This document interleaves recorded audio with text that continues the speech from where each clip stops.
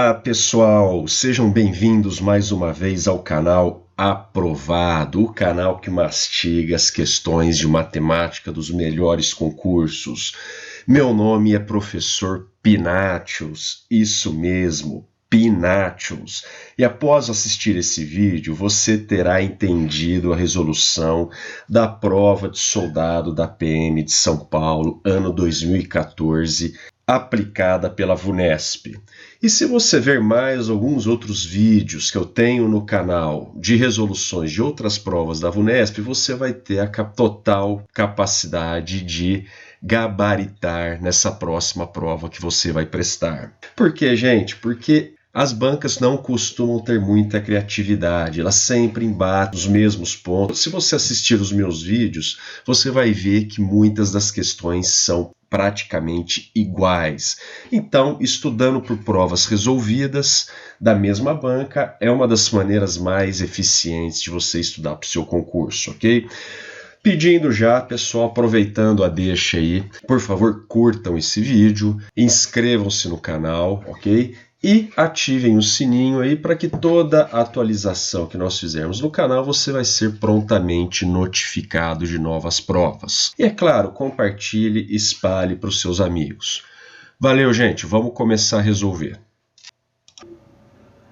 Primeira questão. A representação fracionária do resultado da operação 0,21875 menos 0,15625 é, e me dá 5 frações aqui, uma em cada alternativa, tá?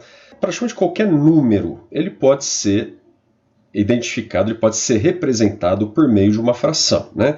E a fração, vamos pegar essa primeira aqui, ela é composta pelo numerador e pelo denominador, tá? E qual que é a relação desses dois números aqui? Na verdade, o numerador ele é dividido pelo denominador. E basta nós fazermos essa operação aqui, essa divisão, que nós vamos ter um número aqui que vai ser a representação decimal dessa fração, ok? Nesse exercício nós vamos fazer a operação inversa. Nós vamos pegar um decimal e transformá-lo em fração. Então vamos lá. Primeira coisa aqui, gente, antes de pensar em transformar em fração, vamos fazer a subtração, tá? Essa subtração do jeito que ela está aqui. Ambos os números têm 5 casas após a vírgula, tá? Então coloca um alinhado com o outro e vamos fazer. 5 menos 5, 0. 7 menos 2, 5. 8 menos 6, 2. 11 menos 5, 6. Devolvo esse 1 que eu peguei emprestado aqui. 2 menos 2, 0, 0. O nosso resultado deu 0,06250, ok? Então, esse é o nosso resultado aqui. Muito bem.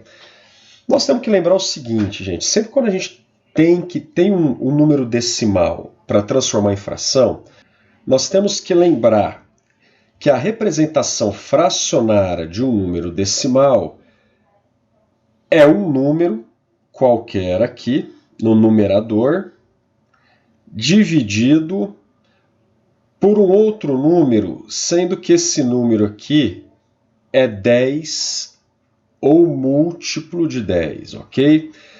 Muito bem, então o número decimal, veja, nós podemos colocar no numerador o 6.250, tá? Esses dois zeros aqui para a gente não interessam, ok?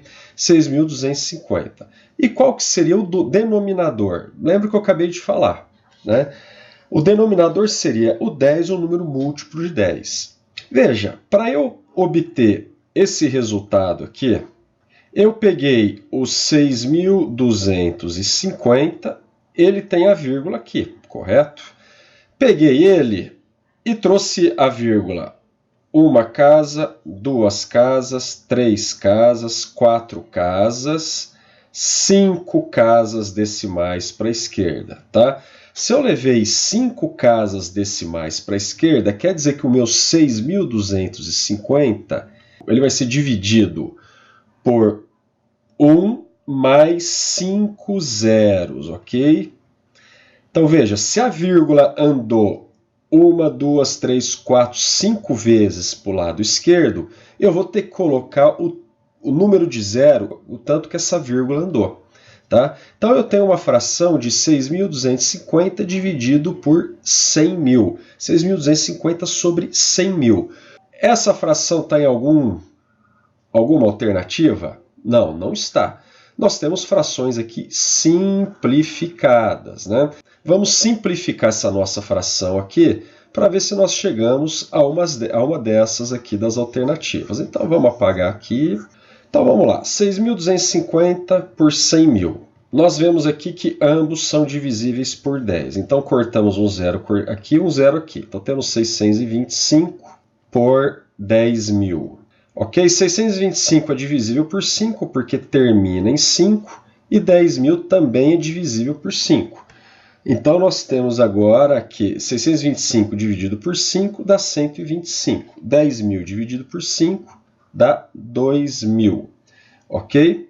Dividindo isso por 5, nós temos 25 por 40, desculpa, por 400. Também dividindo por 5, nós temos 5 por 80. Ainda dá para simplificar mais, porque podemos dividir o 5 por 5 e 80 por 5, é isso que nós vamos fazer. 5 dividido por 5 é igual a 1, 80 dividido por 5, 16. Aqui está a nossa fração totalmente simplificada, totalmente reduzida. Então, a representação fracionária do resultado dessa operação aqui do enunciado, ela é igual a 1/16, a alternativa A. Questão número 20. Com a quantidade de água contida em um recipiente, é possível encher completamente copos com 250 ml cada um, ou copos com 300 ml cada um, ou copos com 350 ml cada um, e não restará nenhuma água no recipiente. O menor número de litros de água desse recipiente é... Então, vamos lá, pessoal. Nós temos no recipiente água suficiente para encher copos com 250 ml, copos com 300 ml ou copos com 350 ml cada um, e não restará nenhuma água no recipiente. Então, nós teremos aí o número X de copo de 250 ml, o número Y de copo de 300 ml, e o número Z de copos de 350 ml, né? Ok. Então, se eu vou encher X copos de 250 ml, não vai sobrar nenhuma água. Ou vou encher Y copos de 300 ml, também sem sobrar água. Ou vou encher Z copos de 350 ml, também sem sobrar água nenhuma. Então, se a gente considerar encher com copos de 250 ml, vamos imaginar o seguinte... Copos de 250 ml. Se nós formos encher um copo só, nós vamos ter 250 ml. Se nós formos encher 2 copos, nós vamos ter 500 ml. Se nós formos encher 3 copos, 750 ml. Se nós formos encher 4 copos, esse reservatório, esse recipiente, ele vai ter 1.000 ml. E aí vai, ok? Se nós passarmos a encher com os copos de 300 ml, se nós enchermos um copo de 300 ml, esse recipiente, melhor dizendo, teria 300 ml. Se fossem 2 copos, o recipiente teria 600 ml. Se fossem 3 copos, o recipiente teria 900. Se 4, 1.200 ml, e assim sucessivamente. Por fim, gente, 350 ml. Se eu conseguisse encher um copo com a água desse recipiente, eu teria 350 ml nele. Se eu conseguisse encher 2 copos, eu teria 700. Se eu conseguisse encher 3 copos, 1.050. Se eu conseguisse encher 4 copos, 1.400 ml. E assim sucessivamente, ok? Percebam que todos esses números aqui, eles são múltiplos de 250, de 300 ou de 400. E se eu consigo, com a água desse recipiente, encher copos de 250, de 300 ou de 350 ml sem sobrar água nenhuma, isso quer dizer que a quantidade de água desse recipiente é um múltiplo comum desses três números, tá? Então, se a gente prosseguisse com essas três sequências, nós acharíamos aqui na frente um número que seria comum a essas três capacidades aqui, 250, 300 e 350. E como é que nós podemos achar esse número aqui? Basta nós tirarmos o mínimo múltiplo comum, tá? Então vamos tirar o MMC de 250, 300 e 350, tá? Como é que nós tiramos o MMC? Vamos lembrar, né? Nós temos que fatorar esses números pelos números primos, né? Começando com o menor dos números primos após 1, que é o 2, ok? Então, 250 é divisível por 2, 300 é divisível por 2, 350 também é divisível por 2. Então, isso dá 125, 150 e 175. Tem número divisível por 2 aqui? Tenho, 150. Então, repete o 2, 125, 75, 175. Agora não temos mais número divisível por 2, mas temos divisível por 3. Que é o 75. Então, 125, 75 por 3, 25, 175. Então, não temos mais por 3. Vamos para o próximo número primo da sequência, que é o 5. 125 por 5, 25. 25 por 5, 5. 175 por 5, 35. Continuando aqui, também continuamos com 5. 25 por 5, 5. 5 por 5 dá 1. 35 por 5 dá 7. Continuando com 5. 1, 1, 7. Agora só resta o 7, que é divisível por 7. 1, 1, 1. E aqui nós temos o mínimo múltiplo comum, tá? Basta a gente multiplicar todos esses números para a gente ter esse valor do mínimo múltiplo comum. Tudo isso multiplicado vai dar 10.500, ok? Então, veja, o menor número que é múltiplo de 250, de 300, de 350, é esse daqui, 10.500 ml, que é justamente o que a questão pede. Qual que é o menor número de litros de água desse recipiente, né? Então, o menor vai ser justamente o número que consegue encher tanto copos de 250 sem sobrar água, tanto copos de 350 ml sem sobrar água, quanto copos de 350 ml sem sobrar água, que é justamente aqui, 10.500 ml. Tem 10.500 ml nas alternativas? Não vai ter. Por quê? Porque o enunciado pede em litros, tá? Então nós temos que saber, isso tem que saber de cabeça, gente. É uma regrinha básica que você tem que levar para o concurso de cabeça. 1 litro é igual a 1.000 ml, ok? Se nós temos 10.500 ml aqui, significa que nós temos 10,5 litros. Então, alternativa A. Próxima questão. Um detergente concentrado é comprado em galões com 2 litros cada um. Para seu uso, ele é diluído em água, formando uma mistura com a seguinte proporção: 200 ml de detergente concentrado para 600 ml de água. A quantidade de litros da mistura detergente mais água que é possível fazer utilizando completamente 2 galões desse detergente é... Então nós temos um enunciado aqui que diz, né, que o detergente concentrado ele é comprado em galões de 2 litros, ok?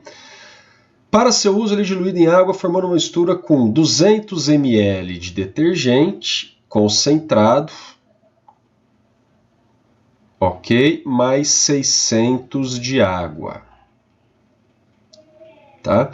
O enunciado pede quantos litros de mistura, detergente mais água, é possível fazer utilizando 2 galões desse.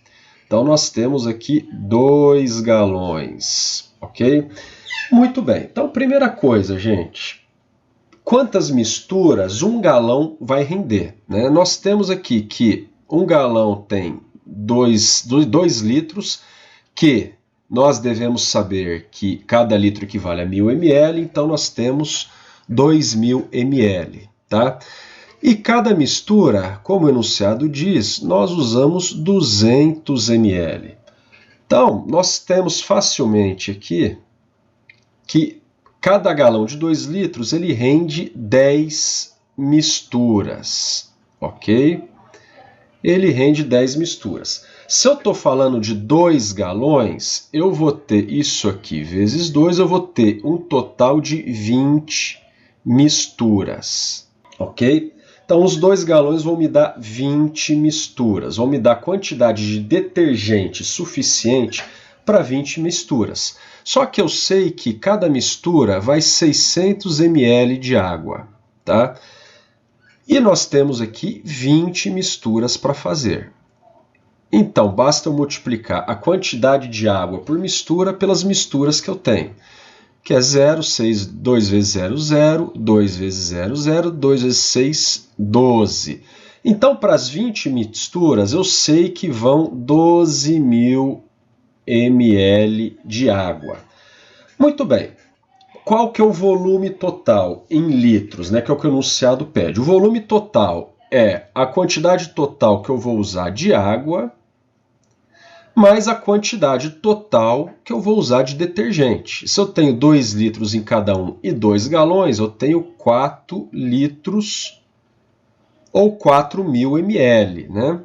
Eu estou trabalhando com ml aqui, vamos colocar 4.000. Nós temos aqui um total de 16.000 ml, ou, veja que o enunciado ele está falando em litros, então ml para litros nós temos que dividir por 1.000, então nós vamos ter 16 litros de mistura. Alternativa C. Em uma empresa trabalham 150 funcionários, sendo 14% deles no setor administrativo. Dos demais funcionários, 9 deles trabalham no estoque e 40% do restante no setor de vendas. Em relação ao número total de funcionários da empresa, o número de funcionários do setor de vendas representa uma porcentagem de. Então vamos lá. Nós sabemos então que a empresa tem 150 funcionários, nós temos alguns funcionários em alguns setores diferentes aqui, e o enunciado ele pede o número de funcionários do setor de venda, né, em relação ao número de funcionários totais, que é 150. É isso aqui que a questão pede em forma de porcentagem. O número de funcionários do setor de venda, que nós estamos chamando de V, ok? Dividido pelo número total de funcionários que nós já temos, que é o número dado pelo enunciado, que é 150. Então vamos lá, vamos tentar achar esse V, né? Então nós sabemos aqui o seguinte, dos 150 funcionários da empresa, nós temos que 14% deles trabalham no setor administrativo. Vamos calcular aqui em cima, 14% de 150, 14% vezes 150, nós vamos ter aqui 21 funcionários. Então, 21 funcionários é do administrativo, ok? Nós sabemos aqui que 9 dos demais funcionários trabalham no estoque.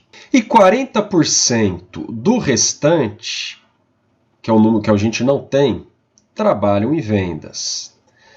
Então, para a gente calcular o 40% do restante, nós precisamos ter esse restante aqui. Então, quantos funcionários restaram? 150 menos 21 menos 9. Nós vamos ter aqui 120 funcionários, ok? Se 40% de 120 é de vendas, nós temos então 120 vezes 40%, nós temos que os funcionários de vendas são 48. Então, nós temos 48 funcionários no departamento de vendas. O que o enunciado pede? Em relação ao número total de funcionários da empresa, O número de funcionários do setor de venda representa um percentual de quanto? Nós estávamos procurando o V é 48, 48 por 150. Vamos fazer a operação de divisão aqui, 48 por 150. 48 não pode ser dividida por 150. Então vamos colocar um zero. Se colocamos um zero ali, colocamos um zero e uma vírgula aqui no nosso quociente. 3 vezes 150, 450. Para 480 nós temos 30. Vamos pegar mais um zero, tá? 2 vezes 150, 300. Menos 300, zero. Nós temos aqui que a relação entre o número de funcionários de venda pelo total de números de funcionários da empresa é igual a 0,32. Transformando isso em porcentagem, basta nós multiplicarmos por 100. Se nós temos 0,32 e vamos multiplicar por 100, 100 são dois zeros. A gente tem que caminhar a vírgula duas casas para a direita. Então, nós caminhamos uma, caminhamos duas. Então, o nosso resultado aqui é igual a 32%, ok? Alternativa C. Uma pessoa encheu o tanque de combustível de seu veículo e, após percorrer 120 km, sempre com a mesma velocidade e com rendimento constante, verificou que ainda restavam 12 litros de combustível no tanque. Se ela tivesse percorrido 150 km mantendo a mesma velocidade anterior e o mesmo rendimento anterior, o número de litros de combustível que ainda restaria no tanque seria... E nós temos aqui 5 alternativas, cada uma com uma quantidade de litros que restaria no tanque, tá? Legal, vamos lá, gente. Então, o carro percorreu 120 quilômetros, restou 12 litros. O enunciado quer saber se o carro tivesse percorrido 150 quilômetros e uma informação muito importante, tá? Mantendo a mesma velocidade e, mais importante ainda, o mesmo rendimento anterior, ou seja, o mesmo consumo de combustível em quilômetro por litro, né, do trajeto de 120 quilômetros, tá? Ele quer saber o quantos litros teriam restados no tanque. Então veja, isso está com cara de regra de 3, né? Então nós temos que sobraram 12 litros após percorridos 120 km. Eu quero saber quanto que sobrou se eu tivesse percorrido 150 km, né? O que a gente tem que primeiro fazer uma regra de 3? A gente tem que ver o seguinte, a relação entre as duas variáveis, quilômetro, distância, melhor dizendo, né? E volume de combustível restante, tá? Em litros. Quanto mais quilômetros nós andarmos, menos litros vão sobrar, ok? Então são grandezas, essas duas grandezas são grandezas inversamente proporcionais, tá? Se são inversamente proporcionais, gente, a regra de 3, lembre-se, nós temos que multiplicar reto, ok? Então vamos multiplicar reto aqui. 120 vezes 12 é igual a 150 vezes x. 120 vezes 12, 1440 é igual a 150x. Podemos inverter sem nenhum problema. 150x é igual a 1440. Dividindo um pelo outro, nós temos um resultado de 9,6. 9,6 o quê? 9,6 litros. Então, o nosso resultado aqui é 9,6 litros. Ou seja, se eu tivesse andado 150 quilômetros com o mesmo rendimento que se eu tivesse andado 120, sobrariam 9,6 litros no tanque. Então, alternativa E. 4 amigos, Marcos, Jorge, Pedro e Caio, foram a um churrasco e cada um deles levou uma determinada quantidade de latinhas de cerveja, conforme mostra o gráfico abaixo. Considerando-se o número total de latinhas de cerveja levada pelos 4 amigos, na média, o número de latinhas por pessoa foi igual a 9. O número de latinhas de cerveja levadas por Jorge foi... Então, vamos lá. Então, Marcos, representado pela letra M, ok? Ele levou uma quantidade desconhecida de latinhas, X. Jorge, representado pela letra J, ele levou uma quantidade desconhecida de latinhas, só que 2 vezes maior do que a que Marcos levou. Pedro e Caio, cada um levou, respectivamente, 10 e 8 latinhas, ok? O importante aqui, gente, ó, o número médio de latinhas, então na média, o número de latinhas por pessoa foi igual a 9. E o enunciado pede para calcular a quantidade que Jorge levou. Muito bem. Então, quando o enunciado fala que na média o número de latinhas por pessoa foi 9, o que ele quer dizer? Ele quer dizer que a quantidade de latinhas levadas por Marcos, mais a quantidade de latinhas levadas pelo Jorge, mais a quantidade de latinhas levada pelo Pedro, mais a quantidade de latinhas levada por Caio, dividido pela quantidade de pessoas que eles são, 4, é igual a 9. Né? Então, veja, essa fórmula aqui é a fórmula da média aritmética simples, que são as cobradas aí, né? Que é a média cobrada nos concursos aí para nível médio. Se vocês olharem as resoluções das provas, das outras provas da VUNESP, você vai ver que praticamente toda a prova tem uma questão, pelo menos uma questão de média aritmética simples, né? Então vale a pena vocês dar uma olhadinha nos outros vídeos também, tá legal? Então nós temos que x mais 2x mais 10x mais 8 dividido por 4 pessoas é igual a 9. Então, desenvolvendo essa equação aqui, basta nós multiplicarmos em cruz, ok? Aqui nós temos o denominador 1. Então, x mais 2x mais 10 mais 8 é igual a 4 vezes 9, 36. 3x mais 18 é igual a 36. Vamos isolar esse x aqui? 3x é igual a, passo-se 18 para lá, subtraindo. 36 menos 18 vai dar 18. X é igual a 18 por 3, x é igual a 6.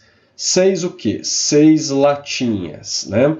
Então, nós temos que quem levou x latinhas levou 6. Só que é o Jorge que levou x latinhas? Não, o Jorge levou 2x latinhas. Né? Então, basta nós multiplicarmos 2 vezes 6 e nós teremos aqui o número de latinhas que o Jorge levou. 12 latinhas no total. Então, a alternativa E. O dono de uma papelaria possui em seu estoque uma caixa com determinada quantidade de lápis, todos da mesma cor, e para vendê-los fará pacotinhos com o mesmo número de lápis em cada um. Se ele colocar 8 lápis em cada pacotinho, restarão 5 lápis na caixa. Mas se ele colocar 9 lápis em cada pacotinho, restará apenas 1 lápis na caixa. Qual que é o número de lápis que tem na caixa? Tá? Então, podemos chamar aqui de x o número de lápis na caixa, ok? E vamos chamar de y o número de pacotinhos. Número de pacotes, tá? Então, nós sabemos aqui pelo enunciado, se ele colocar 8 lápis em cada pacotinho, vão restar 5 lápis na caixa, tá? Então, se y é o número de pacotes, nós temos que 8 lápis vezes y pacotes, 8y, mais 5 lápis, vão dar o total de lápis que tem na caixa, que é o x, correto? Então, se eu faço 8 pacotes, se eu coloco 8 lápis em cada pacotinho e ainda sobram 5 na caixa, eu tenho essa igualdade aqui, tá? Qual que é uma outra igualdade que eu tenho? Se ele colocar 9 lápis em cada pacotinho, ou seja, eu tenho 9 lápis vezes o número de pacote y, vai restar apenas um lápis na caixa. Então, olha só, nós temos aqui um sistema de equações de primeiro grau.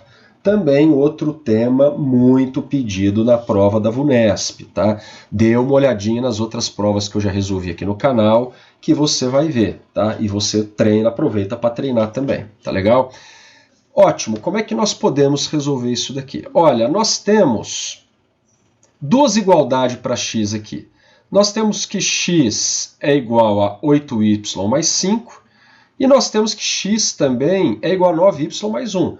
Ora, se x é igual a 8x mais 5 e x é igual a 9y mais 1, nós podemos dizer então que 8y mais 5 é igual a 9y mais 1, correto?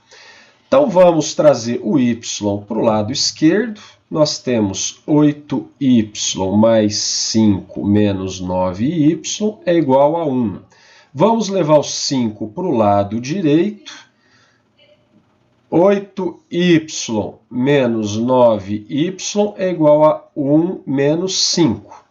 Menos y é igual a menos 4. Podemos multiplicar por menos 1 os dois lados. Então, nós temos que y é igual a 4. Então, veja, nós temos aqui que o número de pacotes vai ser igual a 4. Agora, como é que eu acho o x, que é o número de lápis que tem na caixa? Basta pegar qualquer uma dessas duas aqui, ó, e substituir esse valor encontrado de 4 no y dessa equação. Então, substituindo o y nessa primeira equação, 8 vezes 4 mais 5 é igual a x. 8 vezes 4, 32, mais 5 é igual a x, x é igual a 37. Então, nós temos, ao total, 37 lápis, alternativa A. Um cliente escolheu para comprar em uma loja de roupa 2 tipos diferentes de camisetas, A e B. Sabendo que o preço das duas camisetas juntas é R$ 130 e que a camiseta B é R$ 10 mais cara do que a camiseta A, então o preço da camiseta mais cara é. Muito bem. Então, nós temos aqui uma relação entre os preços da camiseta A e B. O preço da A vamos chamar de PA. O preço da B vamos chamar de PB. Então, o que o enunciado diz? O preço das duas camisetas juntas é de R$ 130. Então, PA mais PB é igual a 130. E que a camiseta B é R$ 10 mais cara do que a camiseta A. Então, se a camiseta B é R$ 10 mais cara que a camiseta A, então é a mesma coisa que dizer que PA mais 10 é igual a PB. Então, veja, pessoal, mais uma questão de sistema de equação de primeiro grau, tá? Nós temos aqui duas variáveis em cada uma, e como é que nós resolvemos um sistema desse? Isolando uma variável em uma delas e substituindo na outra. Aqui nós já temos PB isolado, ó. Nós já temos o valor de PB em função de PA. Então, vamos pegar esse valor aqui, PA mais 10, e substituir na primeira equação, ok? Então, PA mais PB, que é igual a PA mais 10,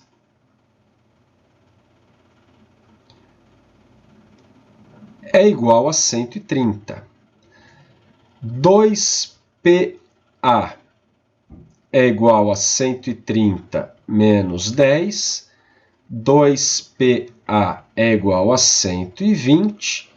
PA é igual a 60.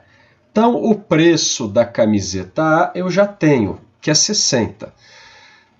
A camiseta A é a mais cara? Não, não é a mais cara. Nós temos aqui no enunciado que a camiseta B é R$ 10 mais cara do que a camiseta A. Ora, se eu já tenho o valor da camiseta A, basta eu somar na camiseta A o valor de R$10 que eu vou ter o preço da camiseta B, conforme está escrito aqui nessa nossa segunda equação. Então eu tenho que PA é igual a 60 mais 10, que é igual a PB. PB é igual a R$70. Então o preço da camiseta mais cara, que é a camiseta B, é R$70, a alternativa D de dado. Em um terreno retangular com 35 metros de largura por 80 metros de comprimento, foi construída uma piscina retangular com 25 metros de largura por 50 metros de comprimento e um vestiário, conforme mostra a figura. Sabendo que a área do vestiário corresponde a 1/70 da área total do terreno, é correto concluir que a área livre desse terreno assinalada na figura é em metros quadrados. E aí nós temos 5 alternativas, tá? Então, vamos lá. O enunciado, ele dá a medida do terreno retangular, que é 35 por 80, tá? Ele dá a medida da piscina, 25 por 50. Ele dá também a fração da área do vestuário em relação à área total do terreno, que é 1/70 da área do terreno, tá? E ele está pedindo a área livre. A área livre é essa área achurada aqui de cinza, né? Então, o que é a área livre? Como é que nós podemos escrever o que é a área livre? A área livre é igual à área total menos a área da piscina menos a área do vestiário. Então vamos lá, a área livre, área total, é igual à área total. A área total quanto que é? Nós sabemos que a área de um retângulo, ela é o comprimento vezes a largura. Comprimento 80, largura 35. 80 vezes 35, essa área total, menos a área da piscina. Mesmo raciocínio, 50 vezes 25, menos a área do vestiário. O vestiário nós sabemos que é 1/70 da área do terreno, da área total do terreno. Então, 1/70 vezes 80 vezes 35. Tá?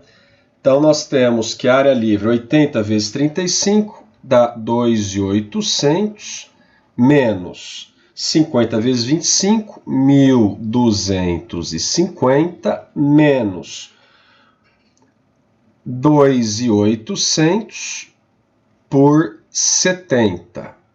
A área livre, ela é então 2.800 menos 1.250 menos 2.800 por 70 dá 40. Então, a área livre finalmente vai ser 2.800 menos 1.250 menos 40, que é igual a 1.510. 1.510 o quê? Veja, nós só estamos utilizando metros aqui em cima. 35 metros, 80 metros, 25 metros, 50 metros. Então, nós estamos calculando tudo em metros quadrados, ok? Que é exatamente o que o enunciado pede. A área em metros quadrados da área livre, nós temos aqui então que a alternativa D, 1.510. Sabendo que um atleta leva 1 minuto e 25 segundos para dar uma volta completa em uma pista de corrida, então, em 8 minutos, o tempo máximo de voltas completas que esse atleta poderá dar nessa pista, mantendo sempre o mesmo tempo por volta, é. Então vamos lá, o enunciado, ele quer a quantidade de voltas completas que o atleta vai dar em 8 minutos, tá? E ele fala que cada volta ele demora 1 minuto e 25 segundos, ok? Então nós temos que em uma volta esse atleta demora 1 minuto e 25 segundos, o enunciado quer saber em 8 minutos quantas voltas completas ele vai dar, com essa observação, né? Mantendo sempre o mesmo tempo por volta, né? Ok. Então vamos lá. Primeira coisa aqui, gente. Como minuto e segundo é base 60, eu prefiro transformar tudo para segundos, tá? Então, que eu acho que fica até mais fácil a resolução. Vamos lá. 1 minuto e 25 segundos, nós temos que 1 minuto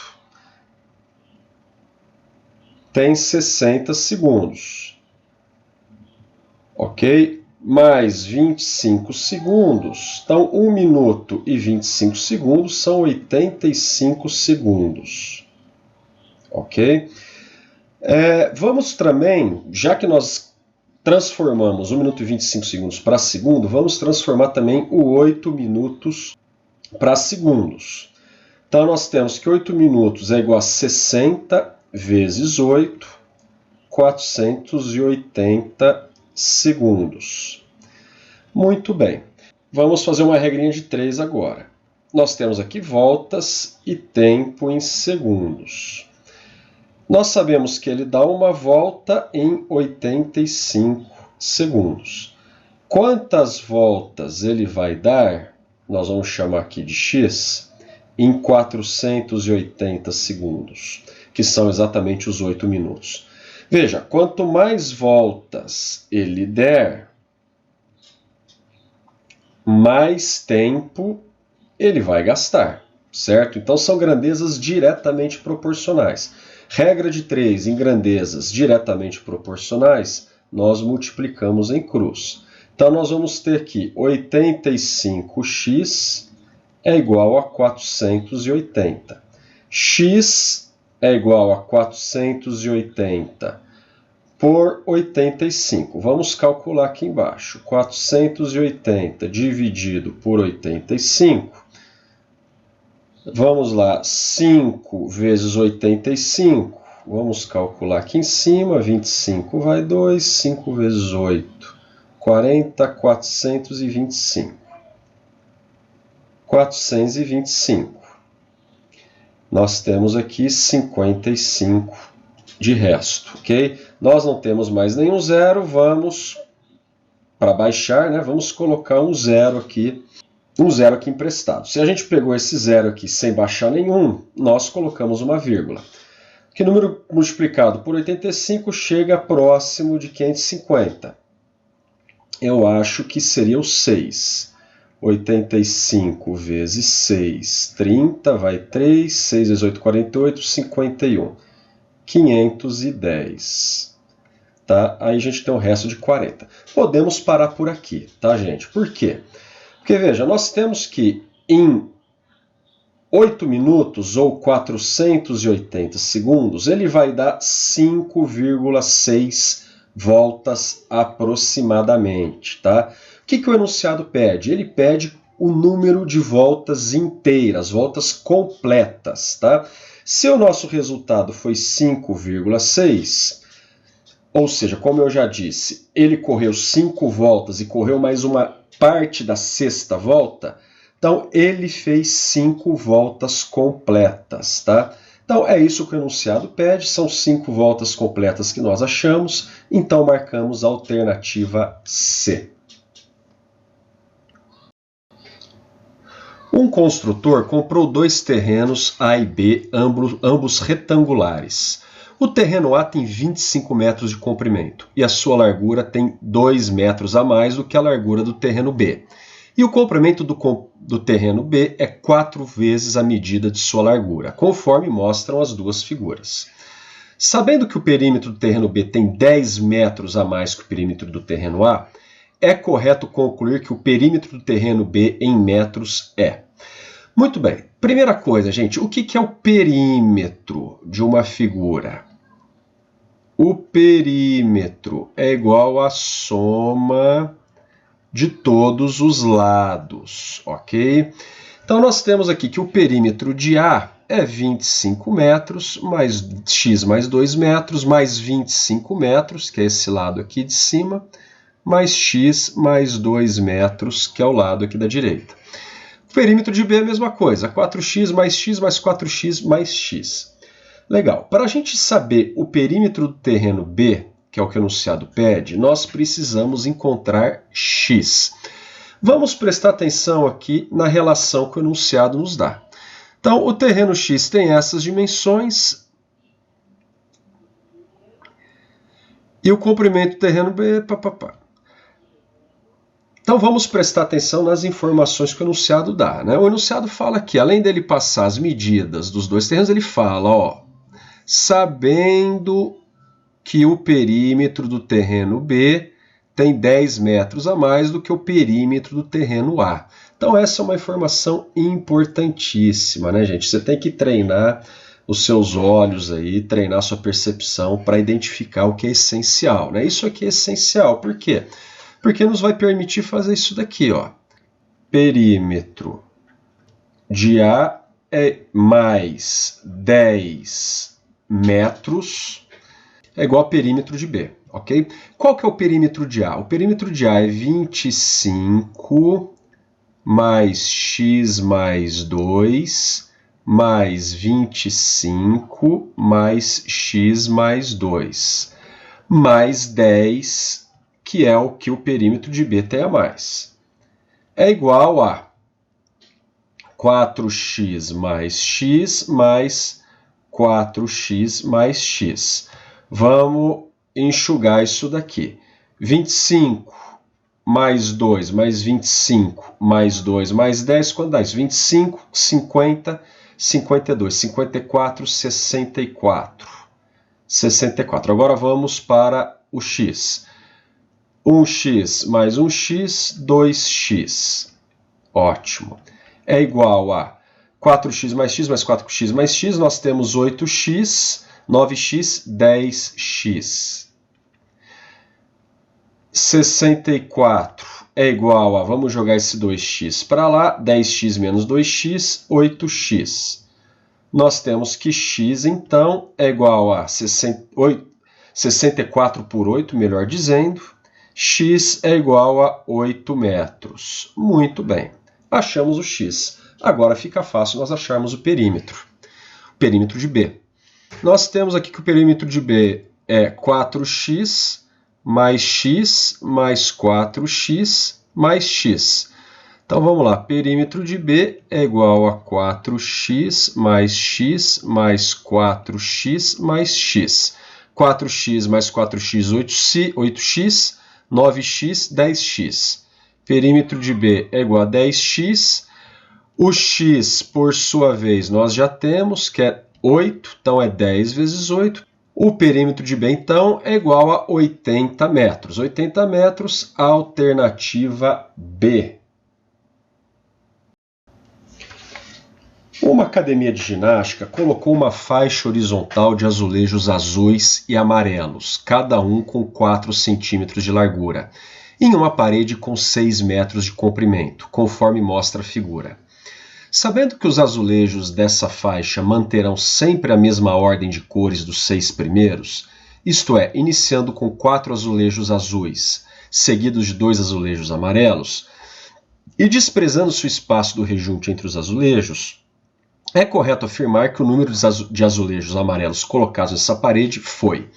Então, qual que é a nossa situação aqui? Ó? Nós temos uma parede de 6 metros de comprimento, onde foram instalados uma série de azulejos, um do lado do outro, cada um com 4 centímetros de largura. Tá?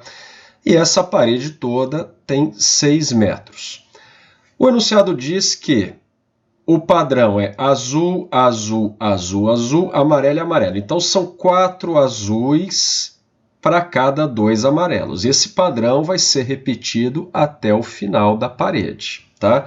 E ele pede o número de azulejos amarelos colocados. Amarelos são esses 2 últimos aqui desse nosso bloco de 6 azulejos. Tá?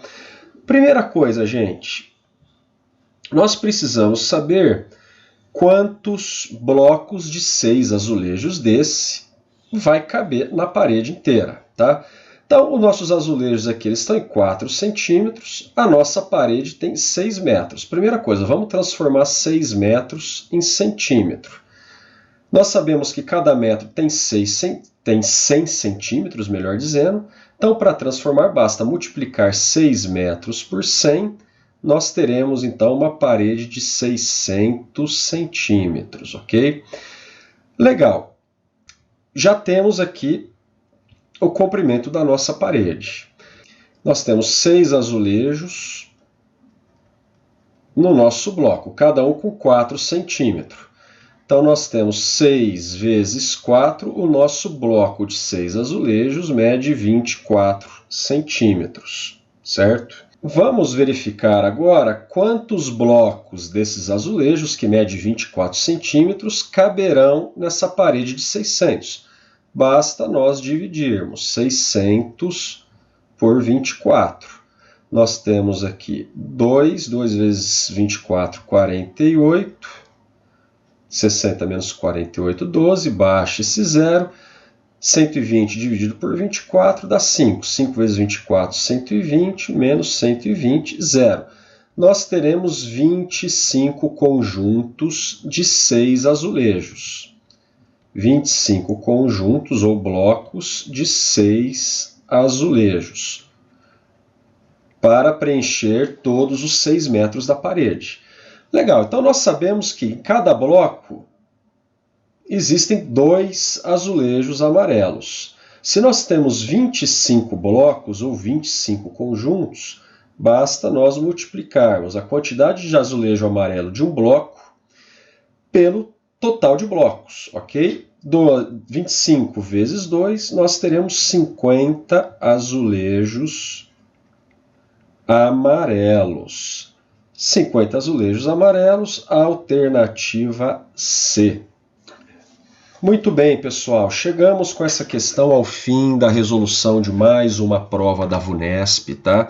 Essas provas eu estou resolvendo aí de olho no concurso da Polícia Militar, que vai acontecer agora em novembro, e é claro, serve para qualquer concurso da VUNESP de nível médio que você poderá prestar aí para o futuro, tá? Que, como eu digo sempre, as bancas, elas não são muito criativas, elas mantêm a preferência delas no que elas cobram. E não raro, se você olhar todos os meus outros vídeos da VUNESP, você vai ver que o padrão das questões são iguais, às vezes muitas questões parecidíssimas. Então, se você não tem tempo, se você está corrido, mas quer passar no concurso legal, procura assistir todos os vídeos. Eu acho que é um jeito muito rápido de você estudar e com certeza você vai ter resultado. Isso eu te asseguro, tá? Então, se você gostou do vídeo, dá o seu joinha, dá o seu like, se inscreva no canal e clique no sininho para todas as provas novas que a gente for agregando ao canal, você seja notificado. Mais uma vez, muito obrigado pela atenção e bons estudos.